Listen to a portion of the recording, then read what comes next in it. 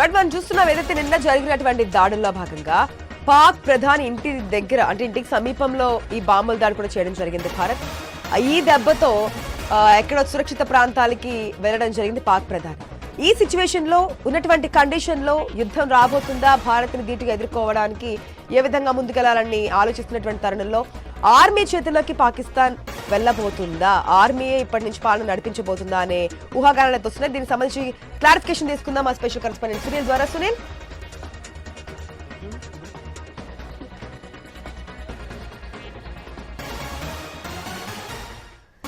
మనం చూస్తున్నాం ఏదైతే పాక్ ప్రధాని షెహబాజ్ షరీఫ్ కనిపించడం లేదు, సురక్షిత ప్రాంతాల్లో ఉన్నారు అని అంటున్నారు. అంటే ఆర్మీ చీఫ్ కూడా కనిపించట్లేదు అంటున్నారు. ఈ దాడులు ప్రతిదాడులు చేస్తున్నటువంటి సిచ్యువేషన్ లో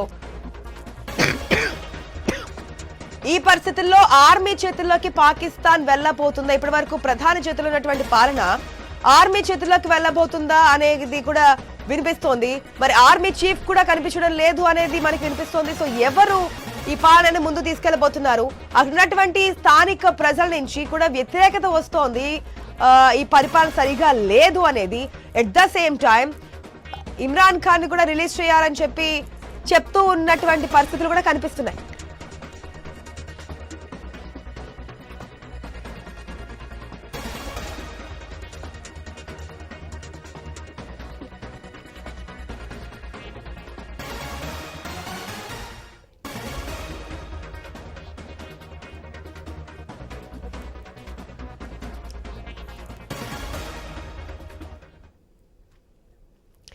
ఏదైతే వార్తలు వస్తున్నాయో ఆర్మీ చేతుల్లో అంటే పాకిస్తాన్ ఆర్మీ చేతుల్లోకి వెళ్ళబోతుందా అనేది ఏదైతే ఊహాగానాలు వస్తున్నాయి, దీనికి సంబంధించి మన ఐ న్యూస్ డిబేట్ లోనే కర్నల్ శ్యామ్ విజయసింహ గారు రియాక్ట్ అయ్యారు. Retired army officer. అసలు ఏమన్నారు ఒకసారి చూద్దాం.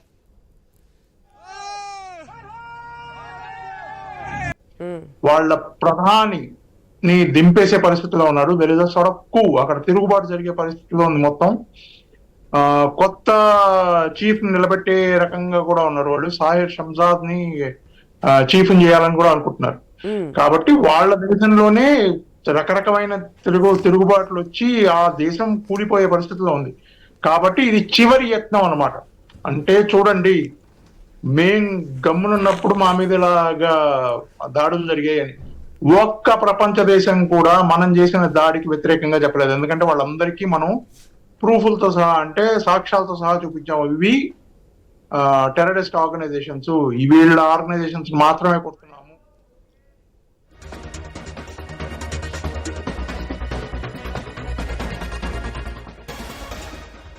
రైట్, పాక్ పాలన ప్రధాని చేతుల నుంచి ఆర్మీ చీఫ్ చేతుల్లోకి వెళ్ళబోతోందా? ఇదే ఇప్పుడు వస్తున్నటువంటి డౌట్. ఎందుకంటే ప్రధాని కనిపించడం లేదు, ఎక్కడున్నారో తెలియదు, ఏ బంకర్ లో దాక్కున్నారో, ఆయన ప్రాణాన్ని ఆయన సేఫ్ గా కాపాడుకోవడానికి, ఇండియన్ ఆర్మీ చేతుల్లో బలి కాకుండా ఉండడానికి ఎక్కడ దాక్కున్నారు ఎవరికి అర్థం కానటువంటి సిచ్యువేషన్. సో ఈ కండిషన్ లో పాకిస్తాన్ గవర్నమెంట్ నడిపించాలి కాబట్టి, పాలన సాగించాలి కాబట్టి ఆర్మీ చీఫ్ కి పాలన పగ్గాలు అప్పగించబోతున్నారనేది డౌట్ వస్తుంది. అప్డేట్స్ తెలుసుకుందాం మా స్పెషల్ కరెస్పాండెంట్ సునీల్ ద్వారా. రైట్ సునీల్, మనం చూస్తున్న షెహబాజ్ షరీఫ్ ఎక్కడున్నారో తెలియడం లేదు. ఆయన ఇంటి సమీపంలో నిన్న ఇండియన్ ఆర్మీ కూడా దాడులు చేసినప్పుడు సురక్షిత ప్రాంతాన్ని తరలించారు అనేది ప్రజల నుంచి కూడా వ్యతిరేకత వ్యక్తమవుతోంది. At the same time army chief కూడా కనిపించడం లేదు అనేది మనం వింటూ ఉన్నాం. సో ఎవరు ఈ పాలనా పగ్గాలు చేపట్టబోతున్నారు, ఎవరు ఇప్పుడున్నటువంటి సిచ్యువేషన్ లో పాకిస్తాన్ ని ముందుకు తీసుకెళ్లేటువంటి పరిస్థితి? ఆపరేషన్ సింధూర్ తర్వాత పాకిస్తాన్లో పరిస్థితులు పూర్తిగా మారిపోతున్నాయి. ఇక ఆపరేషన్ సింధూర్ చేపట్టిన తర్వాత పాక్ భారత్లో దాడులకు తెగబడింది. ఆ దాడులను భారత్ సమర్థవంతంగా తిప్పికొట్టింది. S-400 అధునాతన రక్షణ వ్యవస్థతో ఇటు డ్రోన్లను కావచ్చు, అదేవిధంగా క్షిప్లను కూల్చివేసింది. ఈ క్రమంలో రాత్రి భారత్ చేసిన తీవ్రంగా దాడుల స్థాయినైతే పెంచింది. ఇక పాక్ ప్రధాని నివాసం ముందు కూడా ఈ దాడులు జరిగాయి. ఆయన్ని సైన్యం సురక్షిత ప్రాంతానికైతే తరలించారు. ఇక అక్కడ స్థానికంగా ప్రజల్లో పాక్ ప్రభుత్వంపై తీవ్ర వ్యతిరేకత వ్యక్తమవుతుంది. ఇక పాక్ పాలన పూర్తి స్థాయిగా ఆర్మీ చేతిలోకి వెళ్ళే అవకాశాలు అయితే కనిపిస్తున్నాయి. గతంలో కూడా పాకిస్తాన్కి ఇది కొత్తేమి కాదు అని చెప్పేసి మనం చెప్పుకోవచ్చు. గతంలో ప్రభుత్వాలను కూలదూసి ఆర్మీ పూర్తిగా తమ ఆధీనంలోకి తీసుకుంది. 1958లో ఇటువంటి నుంచి 1958 నుంచి కూడా పాకిస్తాన్లో ఇటువంటి ఘటనలు జరుగుతూనే ఉన్నాయి. 1958 నుంచి 71 వరకు కూడా పాక్ పూర్తిగా సైనిక పాలన కొనసాగింది. ఆ తర్వాత 1977, 88 మధ్య కొనసాగింది. 1999, 2008 వరకు కూడా పాక్ సైనిక పాలనలో కొనసాగింది. ఇప్పుడు కూడా అటువంటి పరిస్థితులు వచ్చే అవకాశాలే ఎక్కువగా కనిపిస్తూ ఉన్నాయి. అక్కడ ప్రజల్లో తిరుగుబాటు కూడా కనిపిస్తుంది. గతంలో కంటే కూడా ఈసారి పాక్లో భిన్న స్వరాలు ప్రజల నుంచి కూడా వినిపిస్తున్నాయి. గతంలో ప్రేరేపిత ఉగ్రవాదుల కారణంగా అక్కడ ఉన్నటువంటి కొంతమంది వాళ్లకు సపోర్ట్ చేసే పరిస్థితి ఉండేది. కానీ ఇప్పుడు పూర్తిగా ఉగ్రవాద స్థావరాలను భారత్ టార్గెట్ చేసింది. 9 ఉగ్రవాద శిబిరాలను ఆపరేషన్ సింధూర్లో భాగంగా మొదటి రోజే కూల్చివేసింది. దాదాపుగా 10ల సంఖ్యలో ఉగ్రవాదులు హతమయ్యారు.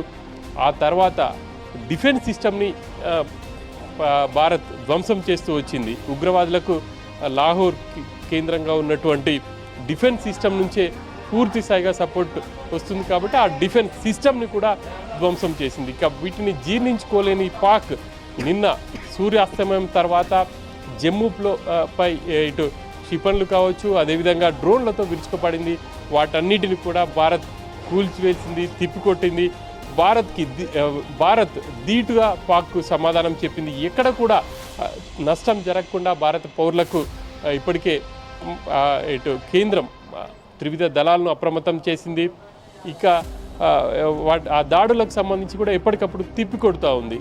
ఈ క్రమంలోనే పాక్ ప్రధాని నివాసం సమీపంలో కూడా భారత్ క్షిపణులను ప్రయోగించింది.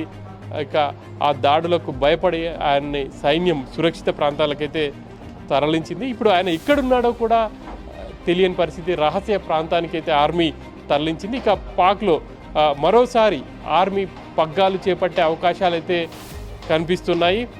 వీటికి సంబంధించి కూడా చర్చలు జరుగుతున్నట్టుగా తెలుస్తుంది.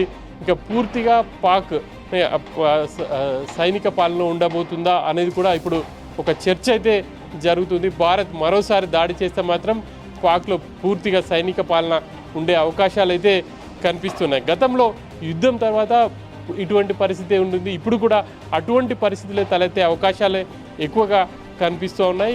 ఇక ఈరోజు కూడా భారత్ కనుక పాక్పై పూర్తి స్థాయిలో దాడి చేస్తే మాత్రం ఇక పాకిస్తాన్లో ఉన్నటువంటి ప్రజాపాలనకు స్వస్తి పలికే అవకాశం ఉంది. పూర్తిగా ఆర్మీ వాళ్ళు స్వాధీనం చేసుకునే అవకాశాలు అయితే కనిపిస్తున్నాయి. ఆర్మీ ఆధీనంలో ఉంటేనే కనుక ఇటు ఆర్మీ కూడా అక్కడ ఉన్నటువంటి ఉగ్రముక్కలకు సపోర్ట్ ఉంటుంది కాబట్టి ఆర్మీ వాటిని స్వాధీనం చేసుకొని వాళ్ళ నేతృత్వంలోనే ముందుకు వెళ్ళే అవకాశం అయితే కనిపిస్తుంది. ప్రజాపాలన కనుక ఉంటే మాత్రం ఖచ్చితంగా ఇప్పుడు దాడులు చేసే అవకాశం కొంతవరకు ఉంటుంది, తగ్గే అవకాశం ఉంటుంది. శ్రీలు ఒక్క నిమిషం ప్లీజ్ వెయిట్ చేయండి. మనం చూస్తున్నాం ఏదైతే ఉన్నటువంటి సిచ్యువేషన్స్ లో పాక్ ప్రధాని కనిపించట్లేదు. ఆయన ఎక్కడ సేఫ్ జోన్ లో ఉన్నారు, ఉన్నటువంటి పాలన పట్టించుకోవట్లేదు. దేశ ప్రజలు ఒక పక్కన తిరుగుబాటుతనం కనిపిస్తుంది, బలూచిస్తాన్ నుంచి మరొక పక్క వార్ కనిపిస్తోంది. ఇటువంటి సిచ్యువేషన్ లో పాక్ ప్రధాని స్పందించడం లేదు కాబట్టి పాలనా పగ్గాలన్నీ కూడా ఆర్మీ చీఫ్ చేతుల్లోకి వెళ్ళబోతున్నట్టు తెలుస్తోంది. ఒకవేళ ఆ విధంగా వెళ్లే ఛాన్సెస్ ఎంతవరకు ఉన్నాయి, వెళ్తే ఏ విధంగా ముందుకు రాబోతోంది పాకిస్తాన్ ఆర్మీ అనేది కూడా తెలుసుకుందాం. మనతో పాటు రిటైర్డ్ ఆర్మీ ఆఫీసర్ జగన్మోహన్ గారు ఉన్నారు. నమస్తే సార్. జగన్మోహన్ గారు, మనం చూస్తున్నాం పాకిస్తాన్కి ఇదేం కొత్త ఏం కాదు. మన మీద యుద్ధం చేసి ఓడిపోవడం కొత్త కాదు, ఈ విధంగా ఆర్మీ చేతుల్లోకి పాలనా పగ్గాలు తీసుకోవడం కొత్త కాదు. ఒకవేళ ఇప్పుడున్నటువంటి సిచ్యువేషన్స్ లో ఇండియా ఈ భారత్ ఆర్మీ ఈ విధంగా రెస్పాండ్ అవుతూ పాకిస్తాన్ మీద బాంబులు వర్షం కురిపిస్తున్నటువంటి సిచ్యువేషన్ లో, మరొక పక్క పాకిస్తాన్ ప్రజలు వ్యతిరేకిస్తున్నటువంటి సిచ్యువేషన్స్ లో బలూచిస్తాన్ నుంచి వార్ రావడము, వాటి పక్క నుంచి కూడా బాంబులు ప్రయోగిస్తున్నటువంటి సిచ్యువేషన్స్ లో ఆర్మీ చేతుల్లోకి వెళ్తే కనుక ఏ విధంగా ఉంటుంది నెక్స్ట్ పరిస్థితి అనుకోవచ్చు జగన్మోహన్ గారు?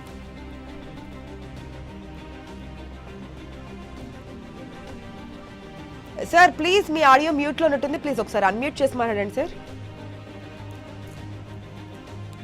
నమస్తే అండి. నమస్తే సార్.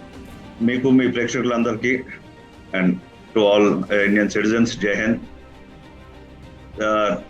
మీరు అడిగిన ప్రశ్నకి విత్ మీ పర్మిషన్ తో కొంచెం will have to change our మన భాషని కొంచెం మార్చుకోవాలి. ఒకటి, బలూచిస్తాన్ తో వార్ అవ్వట్లేదు. Balochistan is a part of Pakistan. వాళ్ళకి it is not a war, వాళ్ళకి it's internal strife, right? So వారి స్వాతంత్రం కోసం వారు పోరాడుతూ ఉన్నారు. స్వాతంత్రం కోసం పోరాడుతున్నారు కానీ స్వాతంత్రం కోసం వార్ చేయట్లేదు ఇప్పుడు. ఇట్ ఇస్ వాళ్ళ దేశంలో వాళ్ళు మీతో కాదు మా అంతటి మేము ఉంటాం అని చెప్పి ఒక విభజన కార్యక్రమానికి వాళ్ళు శ్రీకారం ఎప్పుడో చుట్టారు. అప్పటి నుంచి ఇప్పటిదాకా ఫైట్ చేస్తానే ఉన్నారు, రైట్? సో అది ఒక పక్కన అవుతున్నది. మీరు అన్నట్టు ఇంకో పక్కన జాగ్రత్తగా అనలైజ్ చేస్తే తాలిబాన్ ఎవరైతే వీళ్ళు ఆఫ్ఘనిస్తాన్ నుంచి తెచ్చుకొని పెంచి ట్రైన్ చేసి పోషించారో వాళ్ళు enough is enough, we want to go with Afghanistan or with Balochistan అని చెప్పి వాళ్ళు they are trying to break away. ఇంకో థర్డ్ సైడ్ చూసుకుంటే Azad Kashmir or Pakistan occupied Jammu and Kashmir, వాళ్ళు ఎప్పటి నుంచో ముందు మాకు లీవ్ అస్ అలోన్ అని చెప్పి మమ్మల్ని వదిలేసేయండి అన్నా సరే వీళ్ళు కంటిన్యూస్ గా రూల్ చేస్తానే ఉన్నారు.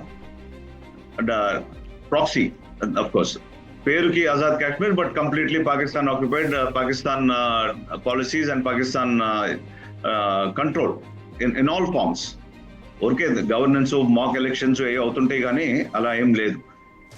వాళ్ళు మన ఆర్టికల్ 370 అబ్రిగేషన్ అయ్యాక ఇప్పుడు ప్రోగ్రెస్ చూసి జమ్మూ అండ్ కాశ్మీర్ లో వాళ్ళంతటి వాళ్ళు సోషల్ మీడియాలో కానీ ఇంకోటి కానీ they keep saying we would like to become part of Jammu and Kashmir. So country లోపల వాళ్ళకు ఉండాల్సిన ప్రాబ్లమ్స్ అన్నీ ఉన్నాయి. ఇంకొకటి మనం చూసుకుంటే హిస్టరీలో డౌన్ హిస్టరీ ఈ play of military rule, so called democratic rule with the blessings of the army అనేది రియాలిటీ. ఈ లాస్ట్ 78 years లో మనం చూసింది. స్టెప్ బై స్టెప్ చూసుకున్నా సరే ప్యూర్ మిలిటరీ రూల్ అంటే ఆటోమేటిక్లీ ప్రపంచం అంతగా తెలుసు why is it military rule అని.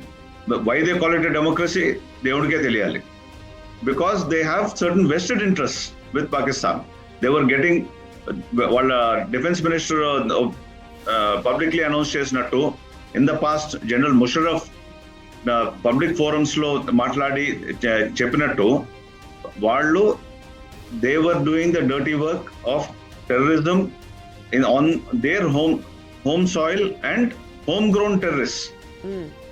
వీళ్ళ ఓన్ పౌరుల్ని టెర్రరిస్ట్ గా మార్చుకున్నారు. అది బయట నుంచి వచ్చిన వాళ్ళని కూడా వీళ్ళే ట్రైన్ చేశారు. కొంతమంది ఇక్కడే ఉండిపోయారు, తిరిగి వెళ్ళలేదు ఎక్కడి నుంచి అయితే వచ్చారు. సో ఇలాంటి చాలా దేశాలు చెయ్యకూడని అన్ని చేశారు వీళ్ళు, అండ్ చేస్తానే ఉన్నారు. ఈ రోజు కూడా మనం 22nd April ఇది అయ్యాక మనం క్లియర్ గా we declare to the world that ఇది పాకిస్తాన్ నుంచి ఒరిజినేట్ అయిన టెర్రరిస్ట్ యాక్టివిటీ అని. ఈ స్థావరాలు ఉన్నాయి, ఎన్ని ఉన్నాయి అని కూడా మనం వరల్డ్ కి అనౌన్స్ చేశాము. కానీ వాళ్ళు నెక్స్ట్ 15 days ఏమన్నా చేశారంటారా? లేకపోతే లాస్ట్ 30 years నుంచి 35 years నుంచి 89 or so this whole thing started, 35-36 years ఎవరన్నా ఏమన్నా చేశారా? Never ever. దాని బదులు వాళ్ళు ఎప్పుడు కూడా ఐఎస్ఏ కానీ వాళ్ళ ఆర్మీ కానీ వాళ్ళని ప్రొటెక్ట్ చేస్తూ వచ్చారు. క్లాసిక్ ఎగ్జాంపుల్ మనం if you see during this so called funeral of the terrorist ఎవరున్నారండి అక్కడ? Pakistan arm forces senior representatives. దాంతోపాటు వాళ్ళ ఆ కాఫిన్స్ మీద వాళ్ళ జాతీయ పతాకం వేసుకున్నారు. అంత దరిద్రం ఇంకెక్కడైనా ఉంటుందా అండి? It is like tomorrow the criminal getting shot in the city and వాటి మీద వెళ్ళి నేషనల్ ఫ్లాగ్ వేస్తే ఎలా ఉంటుందండి? So this is a failed nation which is completely linked and seep. ఈ టెర్రరిజం అనేది వాళ్ళ కణకణాల్లో దూరిపోయింది. అలాగే military rule, so called democratic rule అనేది ప్రపంచం నిజంగా వాళ్ళని ఎప్పుడూ కూడా డిఫరెంట్ గా చూడలేదు. మిలిటరీ రూల్ ఉన్నా అలాగే డీల్ చేస్తారు, డెమోక్రాటికలీ ఎలక్టెడ్ గవర్నమెంట్ ఉన్నా సరే అలా డీల్ చేస్తారు. సార్ జగన్మోహన్ గారు ఒక్క నిమిషం వెయిట్ చేయండి. ఒక బిగ్ బ్రేకింగ్ చూస్తున్నాం, దానికి సంబంధించి అప్డేట్ చూసి మళ్ళీ మీ దగ్గరికి వస్తాం.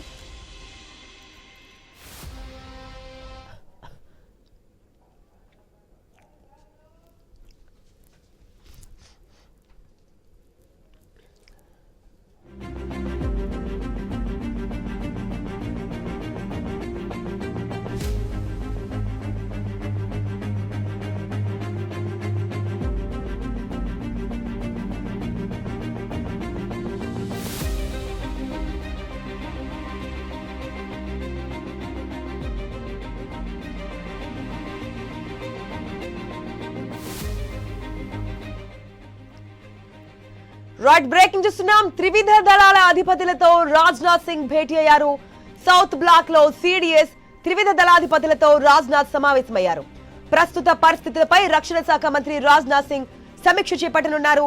ఇక మరోవైపు ప్రధాని అధ్యక్షత బాధిత వ్యవహారాల కేబినెట్ కమిటీ సమావేశం కాబోతోంది. పాక్ గురువారం రాత్రి దాడులకు తెగబడడంతో ఘర్షణ పెరిగే అవకాశం ఉంది. సో పాక్ ప్రయత్నాలను కూడా భారత సైన్యం తిప్పికొడుతోంది. డ్రోన్లు, యుద్ధ విమానాలు, మిస్సైళ్లను కూల్చివేసింది.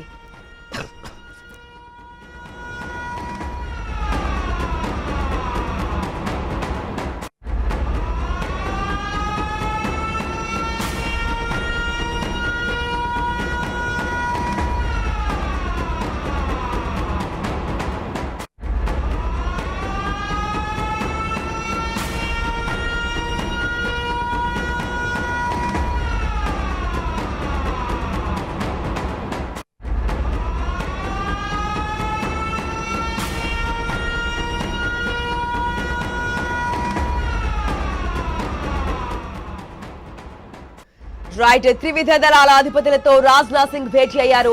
సో ఈ ఇండికేషన్ తెలుస్తుంది నెక్స్ట్ సిచ్యువేషన్స్ ఏ విధంగా ఉండబోతున్నాయనేది. సౌత్ బ్లాక్ లో ఉన్నటువంటి సిడిఎస్ త్రివిధ దళాధిపతులతో కూడా రాజ్నాథ్ సమావేశమయ్యారు. ప్రస్తుత పరిస్థితులపై రక్షణ శాఖ మంత్రి సమీక్ష చేపట్టబోతున్నారు. ఇక మరోవైపు ప్రధాని అధ్యక్షతన భద్రతా వ్యవహారాల కేబినెట్ కమిటీ కూడా సమావేశం కాబోతోంది. పాక్ ఏదైతే గురువారం రాత్రి దాడులకు తెగబడడంతో ఘర్షణ పెరిగే అవకాశం ఇంకా ఉంది అనేది మనకు తెలుస్తోంది. సో పాక్ ప్రయత్నాలను భారత సైన్యం సమర్థవంతంగా అడ్డుకొని అటు డ్రోన్లు కావచ్చు, ఇటు యుద్ధ విమానాలు కావచ్చు, మిస్సైళ్లు కావచ్చు, S-400 అనే ఒక్క మిస్సైల్ తోనే ధీటుగా సమాధానం చెప్పినటువంటి సిచ్యువేషన్ మనం చూస్తూ ఉన్నాం. సో ఇటువంటి పరిస్థితుల్లో నెక్స్ట్ ఏం జరగబోతోంది అనేది $1 మిలియన్ ప్రశ్న కింద మారుతోంది. అటు పాకిస్తాన్ ప్రజలకి, ఇటు భారత ప్రజలకు కూడా ఏ విధంగా ముందుకెళ్లబోతుంది, పాకిస్తాన్ ఇప్పటికైనా వెనుతిరిగే ఛాన్సెస్ ఉన్నాయా అనేది అయితే ఒక ప్రశ్నగా మారుతుంది. ఎస్ జగన్మోహన్ గారు, మనం చూస్తున్నాం సౌత్ బ్లాక్ లో ఉన్నటువంటి సిడిఎస్ అదేవిధంగా త్రివిధ దళాధిపతులతో కూడా రక్షణ శాఖ మంత్రి సమీక్ష చేపట్టబోతున్నట్టు తెలుస్తోంది.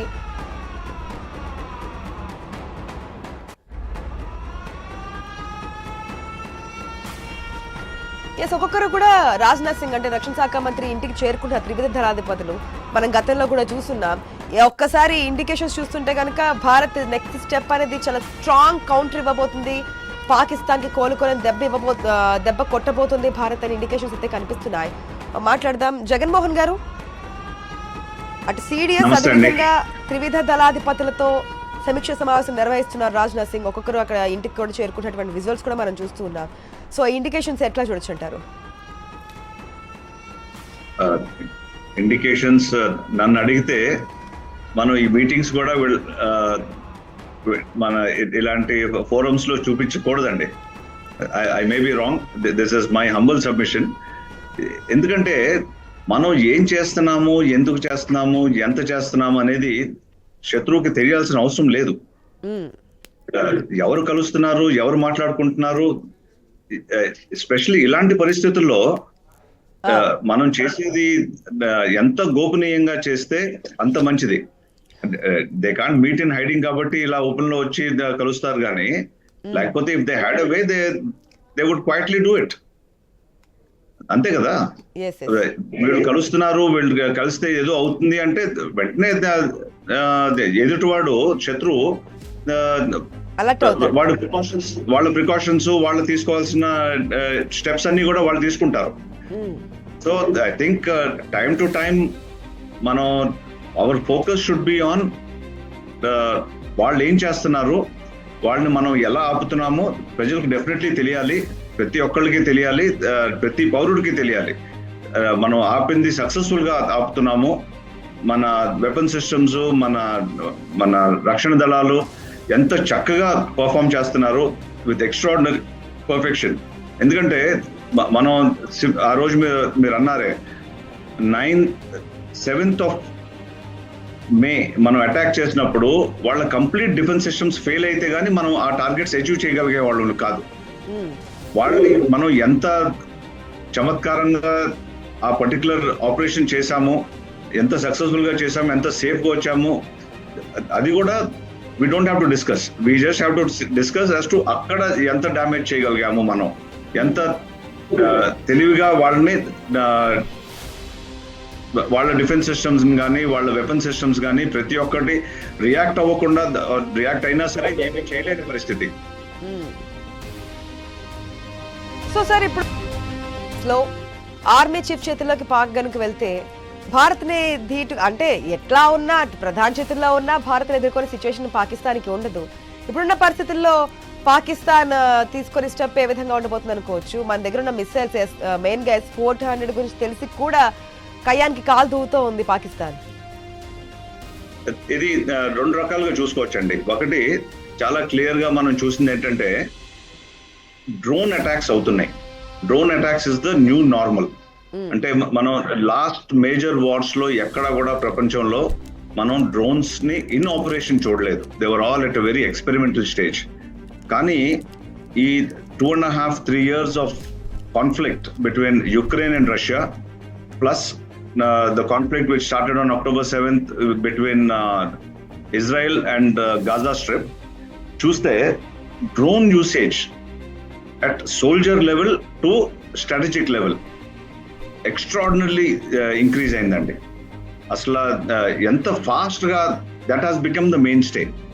ఎందుకంటే ఎప్పుడు కూడా మనిషి ఉంటే ఏ మెషిన్ లో అన్నా సరే ఆ మనిషి value is 100 times more than that machine value. Let's say there is a fighter jet. The fighter jet manufacture చేయడానికి మాక్సిమం ఎంత పడుతుంది? 6 months to a year అన్నిటికీ. కానీ అది ఫ్లై చేసి దాని చేత దాని కేపబిలిటీ అంతా పూర్తిగా ఉపయోగించుకోవాలి అంటే 10 నుంచి 15 ఏళ్ళు పడుతుంది. అది ఎక్కడి నుంచి వస్తుంది? అలాంటి మనిషి ఉంటేనే అది అవుతుంది. So there is a strategic shift. ఇప్పుడు ఆ మెషిన్ చేయగలుగుతున్నది with artificial intelligence, with machine learning, with extraordinary coordination, with fantastic unbreakable communication systems, unjammable communication systems. ఇప్పుడు unmanned aerial vehicles, unmanned surface vehicles, unmanned marine vehicles వచ్చేసినాయి. Unmanned submersible vehicles కూడా ఉన్నాయి ఇప్పుడు. అంటే submarine substitute చేసేవి కూడా ఉన్నాయి ఇప్పుడు. So lot of it is going to happen through them. ఇప్పుడు మీరు చూస్తే cost of producing a UAV is 100th of any main weapon platform. Delivery for short distances and small ranges can almost be the same. ఇప్పుడు వాళ్ళు 50 వేసి ఒక్కసారి launch చేసి destroy అయినా సరే నెక్స్ట్ 50 లాంచ్ చేయడానికి రెడీగా ఉన్నారు. ఎలా ఉన్నారు? ఎందుకంటే దే డోంట్ కాస్ట్ ఎనీథింగ్. అలాంటి ప్లాట్ఫామ్స్, ద స్పెషలైజేషన్, ఎస్పెషల్లీ వాళ్ళకి వచ్చే సపోర్ట్ కూడా ఇప్పుడు చాలా వరకు టర్కీ నుంచి వస్తున్నది. So plus of course China has always been an all weather friend for them. So China and Turkey బయట ఏం చెప్పినా సరే అంతర్గతంగా మటుకు డైరెక్ట్లీ కంటిన్యూస్లీ సపోర్ట్ చేస్తూనే ఉంటారు. వీటిని డిస్ట్రాయ్ చేయడానికి S-400 అని చెప్పి చాలా సార్లు మనం అందరం మాట్లాడుతున్నాం. ఒక్కటి ఆలోచించాల్సింది ఉందండి. S-400 400 kilometers అవే ఉన్న టార్గెట్ ని కొట్టగలదు. అంటే హాఫ్ ఆఫ్ పాకిస్తాన్. ఎక్కడ ఏ విమానం ఎయిర్బోర్న్ అయినా, ఏ మిజైల్ ఎయిర్బోర్న్ అయినా సరే కొట్టగలిగే క్షమత ఉంది దానికి. డిటెక్షన్, అసెస్మెంట్, దాని తర్వాత ఎగ్జిక్యూషన్, ఈ 3 కూడా చేయగలదు. అలా అని చెప్పి ప్రతిదానికి S-400 యూజ్ చేస్తామా? S-400 each projectile is so expensive అండి. పిచ్చింగ్ మీద బ్రహ్మాస్త్రం వేసినట్టు ఉంటుంది. వాటికి ఇప్పుడు డ్రోన్స్ కి ఇప్పుడు మనం ఎఫెక్టివ్ గా ఈ లాస్ట్ 10 odd years స్ప్రెడ్ చేసి మనకి డ్రోన్స్ ద్వారా వెపన్స్ డ్రాప్ చేయడం, మన టెర్రరిస్ట్ కి డ్రోన్స్ ద్వారా డ్రగ్స్ డ్రాప్ చేయడం, ఇవన్నీ అవుతా ఉన్నాయి. మీరు న్యూస్ లో మీరు అందరూ కంటిన్యూస్ గా రిపోర్ట్ చేస్తానే ఉన్నారు. ఈ లాస్ట్ 10 years లో పాకిస్తాన్ చేసే ఈ దుర్వ్యవహారాలు and encouragement to local terrorist as well as to drug mafia. So వాటిని ఎంగేజ్ చేయడానికి మనం కూడా ఒక ప్రణాళిక ప్రకారం నిన్న ప్రెస్ బ్రీఫింగ్ లో చాలా చక్కగా చెప్పారు. షిల్కా, L-70 ప్లస్ Zu-23 ఇవన్నీ కూడా గన్ సిస్టమ్స్ అండి. But which are capable of tracking and destroying slow moving aerial targets. ఇది ప్రిలిమినరీ ఎయిర్ డిఫెన్స్ సిస్టమ్ అంటారు, proximity air defence systems. So మనం యూజ్ చేసేది ఏదైనా సరే ఇప్పుడు ఎలా ఉంటుందంటే, మన టెరిటరీకి వచ్చాక కొట్టేవి కొన్ని ఉంటాయి, వాళ్ళ టెరిటరీలో ఉన్నప్పుడు క్లియర్ థ్రెట్ అని మనం అసెస్ చేయగానే కొట్టేవి కొన్ని ఉంటాయి. So S-400 will be used for really high value targets. And every other system, చాలా సిస్టమ్స్ ఉన్నాయి మనకి, air defence systems. SAM 3s ఉన్నాయి, అప్గ్రేడెడ్ వర్షన్స్. SAM 8s ఉన్నాయి, upgraded versions. We have then shoulder fired missiles ఉన్నాయి. ఈ missile systems అన్ని కూడా next guns తర్వాత మిజైల్ సిస్టమ్స్ వస్తాయండి. ఈ మిజైల్ సిస్టమ్స్ తో పాటు medium range surface to air missiles ఉన్నాయి, long range surface to air missiles ఉన్నాయి. వీటన్నిటితో పాటు S-400 top of the line, the world's best కూడా ఉంది మన దగ్గర.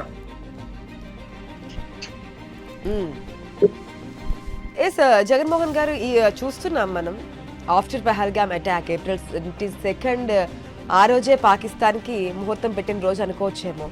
వెళ్ళి మోదీకి చెప్పండి అనే డైలాగ్, ఒక్క మాట ఇంత వరకు వస్తోంది అని చెప్పి పాకిస్తాన్ కూడా ఊహించి ఉండదు. సో అప్పటి నుంచి జరుగుతున్నటువంటి సిచ్యువేషన్ చూస్తూనే ఉన్నాం జగన్మోహన్ గారు. ఇప్పటికీ కూడా పాకిస్తాన్ దుందుడుగ్గా ముందుకైతే వెళ్తుంది. మరి ఇంతకుముందు మాట్లాడుతూ బ్రేక్ చేసాము, బ్రేకింగ్ వచ్చిందని చెప్పి. ఆర్మీ చీఫ్ చేతుల్లోకి వెళ్తే కనుక ఇంతే దూకుడుగా పాకిస్తాన్ భారత్ మీదకి వచ్చే అవకాశాలు ఉంటుందా, లేదంటే ఏదైనా సద్దు మరిగించే ప్రయత్నాలు చేసే ఛాన్సెస్ ఏమైనా కనిపిస్తుంది అనుకోవచ్చా? ఇప్పుడు మాట్లాడదామా బ్రేక్ తర్వాత? మాట్లాడండి.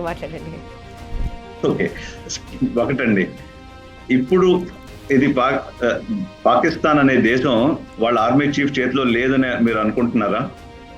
మనం ఎవరన్నా అనుకోవాలా? ప్లీజ్ ఆ అపోహల మటుకు ఎప్పుడు ఉండమాకండి. Imran Khan is the democratically elected prime minister. ఆయన ఎక్కడున్నాడండి? ప్రిజన్ లో ఉన్నాడు. ఆయన పెట్టింది ఎవరండి? Present chief. బికాజ్ వాళ్ళిద్దరికి పడదు కాబట్టి. ఈ గవర్నమెంట్ ని తీసుకొచ్చి కూర్చోబెట్టింది ఎవరండి? Present chief. సో ఇది డెమోక్రాటిక్లీ ఎలెక్టెడ్ గవర్నమెంట్ డెసిషన్స్ తీసుకుంటున్నది. వీళ్ళు డెసిషన్స్ తీసుకుంటే మన ఇండియాలోగా ఆర్మీ ఫాలో అవుతుంది అని మటుకు ఎప్పుడూ అనుకోమాకండి. మీరు చాలా చక్కగా దాన్ని కవర్ చేశారు. ఎన్ని సంవత్సరాలు డైరెక్ట్ గా మిలిటరీ రూల్ చేసింది, ఎన్ని సంవత్సరాలు మిలిటరీ ఎస్టాబ్లిష్ చేసిన పొలిటికల్ సిస్టమ్స్ రూల్ చేసినాయి అని. ఇది మటుకు the army is completely in control అండి. They are the ones who are deciding everything there.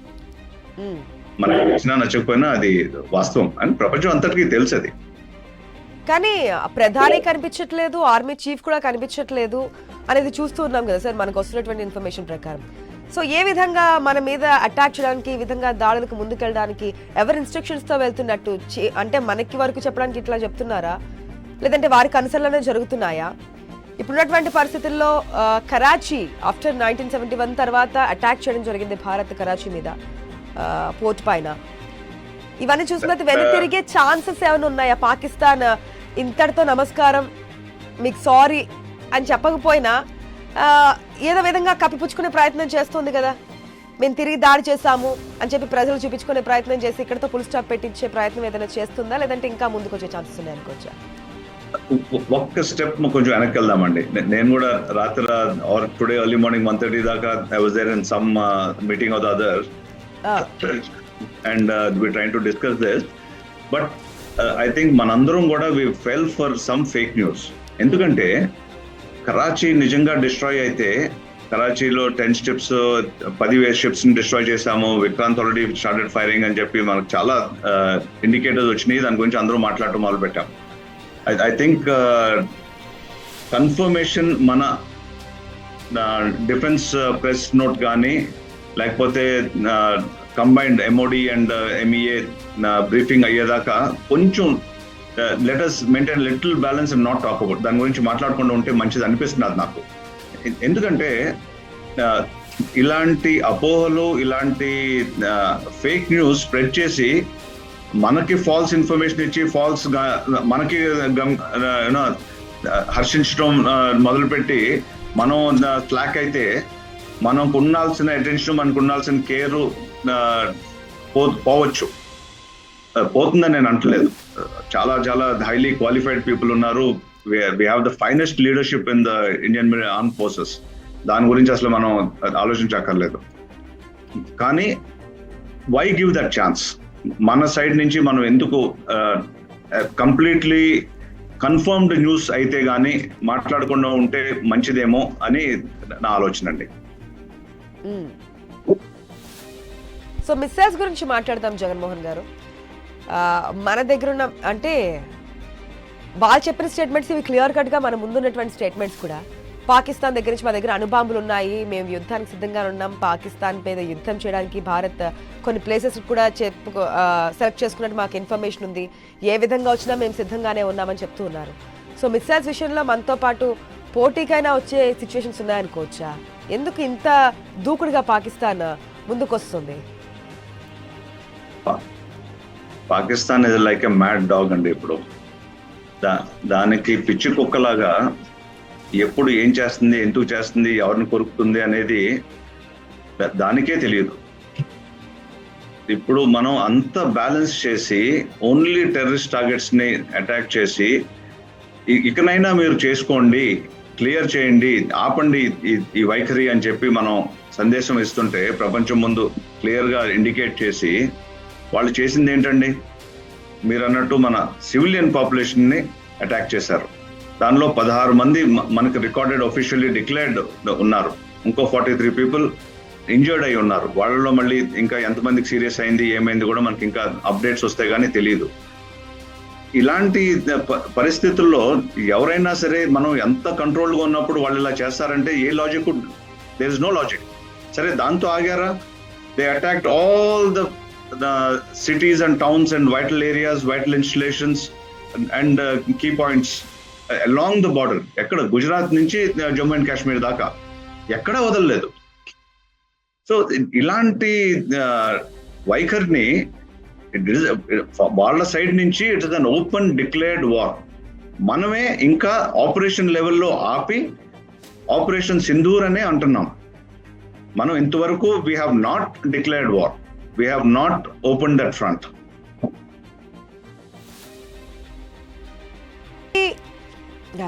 ఆ పేరు పెట్టడం గురించి కావచ్చు, లేదంటే సింధూర్ ఆపరేషన్ చేపట్టడానికి కావచ్చు, ఒక క్లియర్ కట్ అంశం ఉంది కదా సార్. వాళ్ళు ఏదైతే పహల్గాం దాడి చేయడం బట్టే కదా ఇండియా రియాక్ట్ అయింది. అది కూడా రియాక్ట్ అయింది ఓన్లీ ఉగ్రవాదుల మీద, ఉగ్రవాద స్థావరాల మీదే కదా, వాళ్ళకిలాగా సామాన్య ప్రజల మీద అయితే కాదు కదా. అవునండి, 7వ తారీఖు దీని గురించి మనం మాట్లాడాము. ఎందుకు ఈ పేరు కూడా సింధూర్ అనేది ఎవరు పెట్టారో కానీ నిజంగా కోటి నమస్కారాలు వాళ్ళకి. ఆ రోజు మన ఆడపడుచులు ఆ ఆత్మవేదంతో ఏడుస్తా వాళ్ళ కళ్ళ ముందు వాళ్ళ హస్బెండ్ ని చంపేస్తే, పాయింట్ బ్లాంక్ చంపితే. జగన్మోహన్ గారు ఒక్క నిమిషం సార్, సారీ ఒక్క నిమిషం, ఒక బ్రేకింగ్ అందుతుంది, బ్రేకింగ్ న్యూస్ చూసి మళ్ళీ మనం మాట్లాడదాం.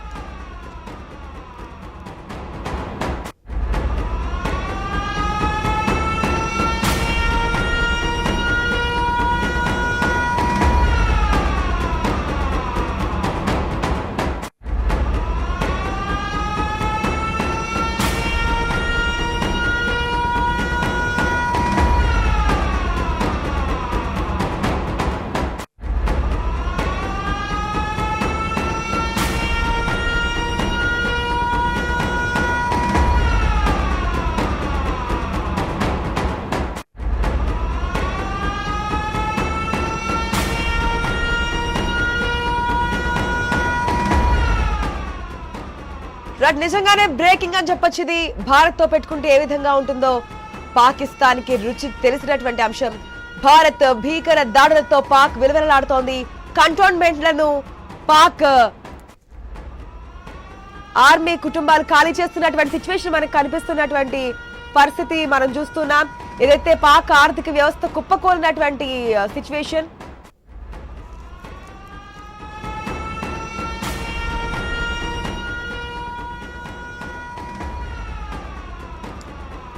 భారత్ భీకర దాడులతో పాక్ విలువలాడుతోంది. కంటోన్మెంట్లను పాక్ ఆర్మీ కుటుంబాలు ఖాళీ చేస్తున్నాయి.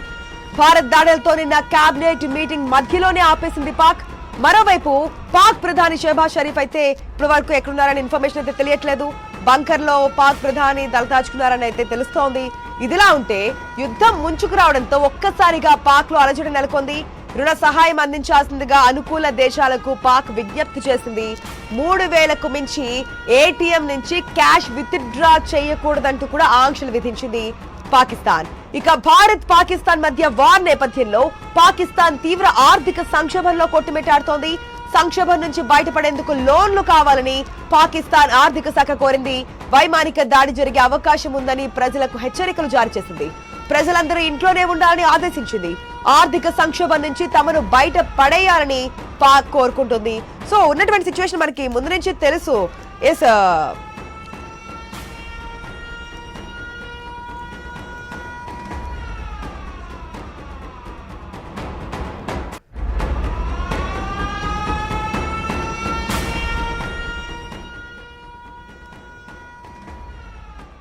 ఒక్కొక్క బ్రేకింగ్ మనం చూస్తున్నాం.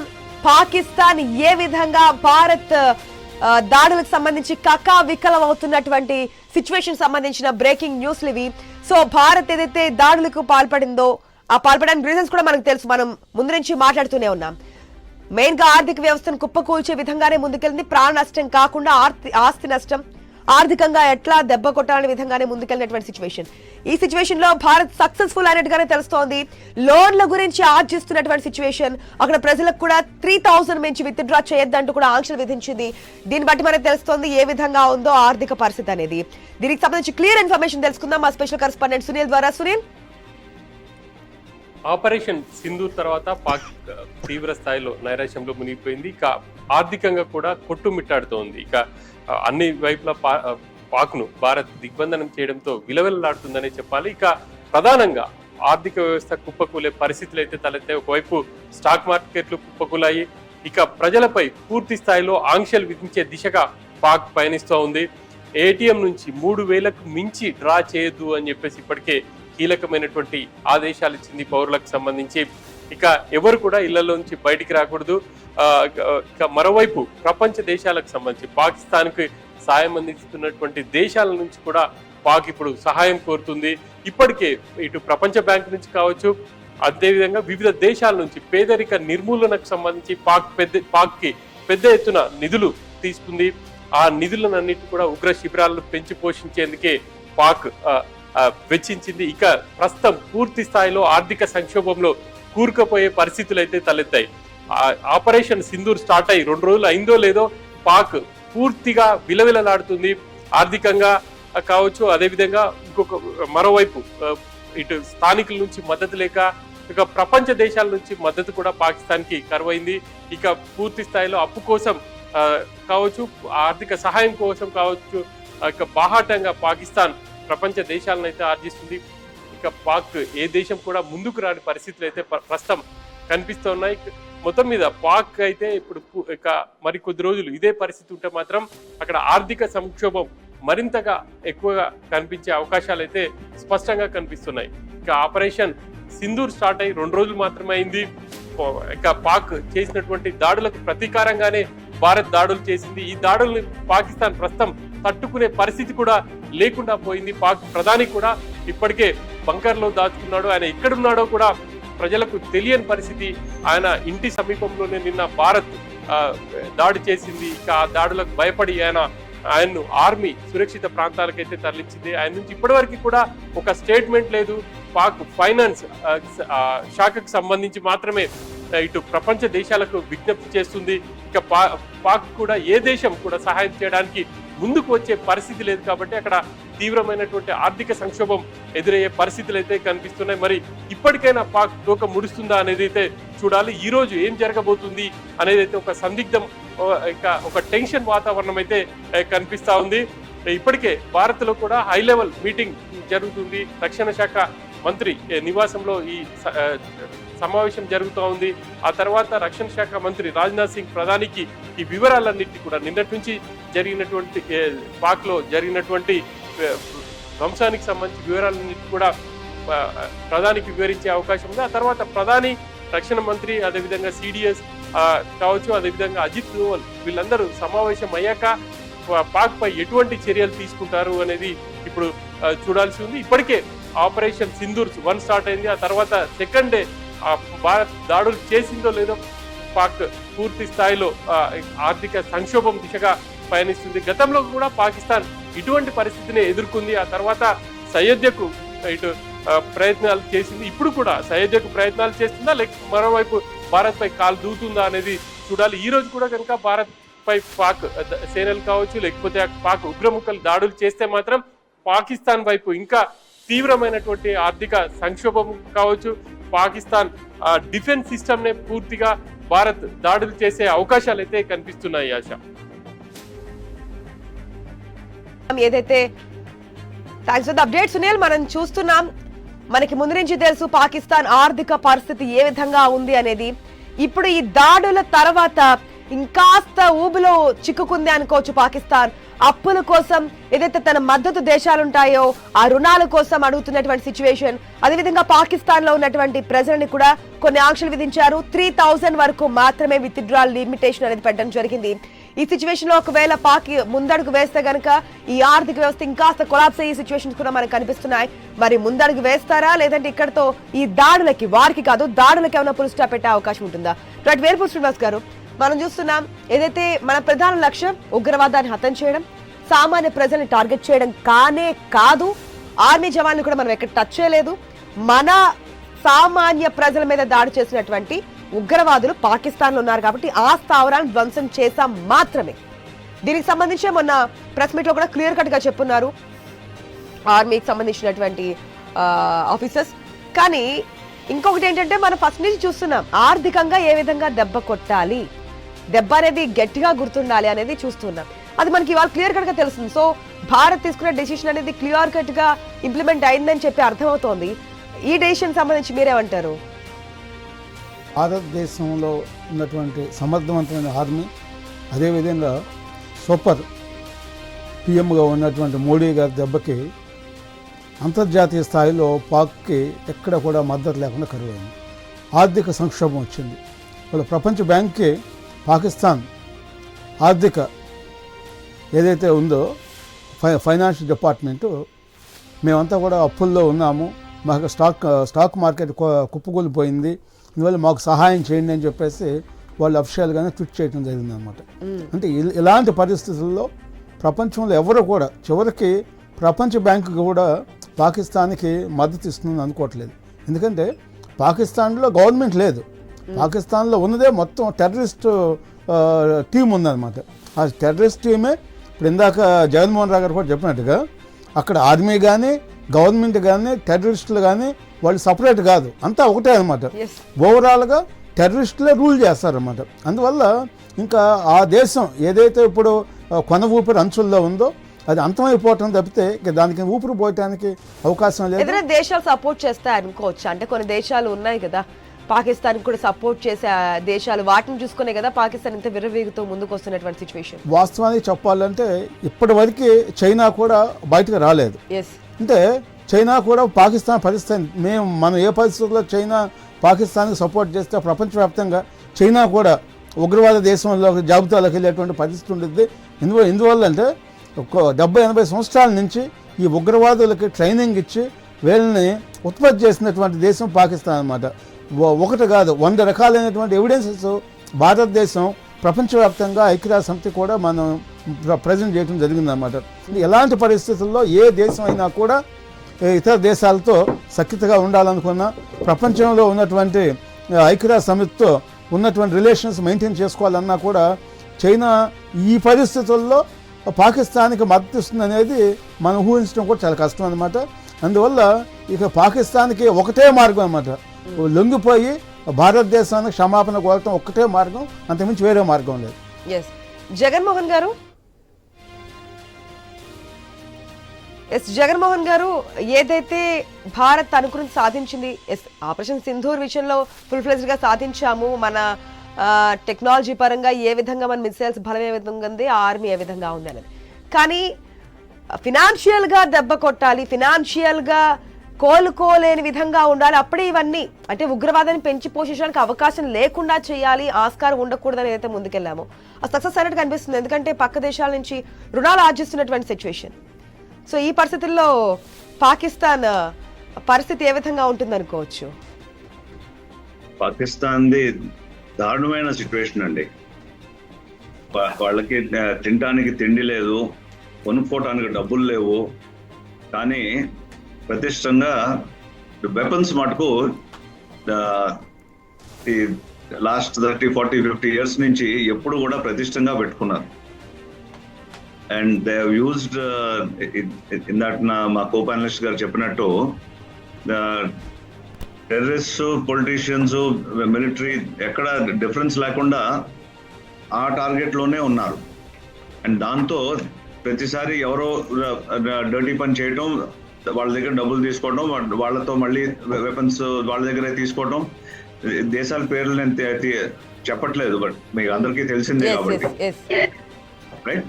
సో ఇప్పుడు ఇలాంటి పరిస్థితిలో ఇప్పుడు వేర్ ఆర్ దే అని చూస్తే ఒక్కళ్ళు కూడా లోన్ ఇవ్వడానికి తయారుగా లేరు. ఇప్పుడు ఈ టెర్రరిస్ట్ యాక్టివిటీ మూలన ఒక చాలా ఫెంటాస్టిక్ ఇంటర్నేషనల్ ఫోరం ఉందండి, ఫైనాన్షియల్ యాక్షన్ టాస్క్ ఫోర్స్ అని, FATF. ఈ financial action task force movement A country can be declared doing any nefarious activities, whether it is drugs, whether it is terrorism, whether it is any of this kind of illegal activities where the state is involved. వాళ్ళని immediately if they are placed in that particular category, వాళ్ళకి అప్పు పుట్టడం కానీ వాళ్ళ trade చేయడానికి కానీ ప్రతి దానికి కష్టం అయిపోతుంది అనమాట. ప్రతి financial transaction, international financial transaction కష్టం అవుతుంది. ఆల్రెడీ ముందు పాస్ట్ లో FATF లో పాకిస్తాన్ ని పెట్టారు, మళ్ళీ బయటకు వచ్చింది. ఇప్పుడు మళ్ళీ పెడితే వాళ్ళకి అప్పు పుట్టడం కాదు కదా, వాళ్ళ పరిస్థితి ఎలా ఉంటుందో మీరు ఇందాక చెప్పారు, 3,000 పరిమితం చేశారు అని. 3,000 కాదు కదా, ఆ ATMs లో రూపాయి కూడా రాదు బయటికి. సో పాకిస్తాన్ దగ్గర ఉన్నటువంటి ఒకే ఒక అడుగు లేదంటే ఒకే ఒక మార్గం అంటే ఏమనుకోవచ్చు మోహన్ గారు? ఇటువంటి కండిషన్స్ లో ఎటుపక్క వెళ్ళడానికి కూడా ఛాన్స్ లేని సిచ్యువేషన్.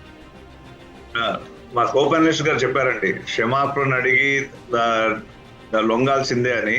కానీ వైల్ ఐ అప్రిషియేట్ దట్ ఆలోచన, as a military person I can tell you అది అయ్యే పని కాదు. This country is a rogue nation అండి. అండ్ వాళ్ళు media perception at the international level ఎంత చక్కగా మేనేజ్ చేశారంటే, ప్రతిసారి మనం 65 వార్లో డిసైసివ్ విక్టరీ, దాని తర్వాత కూడా మనం అంతా వదిలేసి మళ్ళీ తిరిగి వచ్చేసాం back to line of control. 71 war 2 చీలికలు చేసామే కానీ మనం actually we lost territory in west Pakistan. East Pakistan ఏమో వాళ్ళ దేశం వాళ్ళకి తిరిగి ఇచ్చేసాం. So ultimately we lost finances, we lost our weapons, we lost our soldiers, we lost our every resource and got nothing for it. So ఈ perception లో ఈసారి ఇప్పుడున్న లీడర్షిప్ తో కంప్లీట్లీ డిఫరెంట్ గా ఉంటుందని అనుకుంటున్నానండి. ఏదైనా సరే ఒక వాళ్ళకి తగిన చర్య చేసి వాళ్ళని మోకాళ్ళ మీద కూర్చోబెట్టి 140 కోట్ల మంది భారతీయులు కానీ వాళ్ళ పండుగలు చేసుకునేటువంటి అవకాశం ఉంది.